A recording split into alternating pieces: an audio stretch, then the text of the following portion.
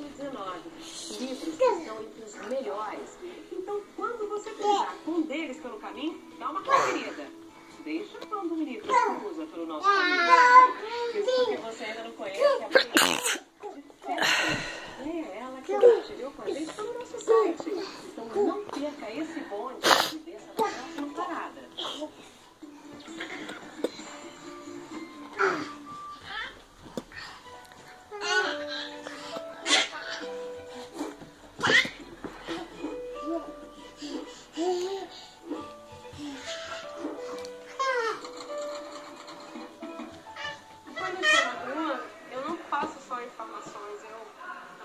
Aprendo muitas coisas com as pessoas que estão em situação.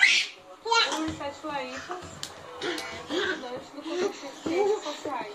A minha boa ideia é um projeto itinerante Próxima Parada, que realiza intervenções de incentivo à leitura e escrita em pontos de paradas de ônibus, que há concentração de pessoas em situação de rua, a população em situação de rua, a população que sofre muitos estigmas e preconceitos. Eu tive a ajuda de amigos que sempre atuam como voluntários. Nós temos diversos livros, mas o valor do livro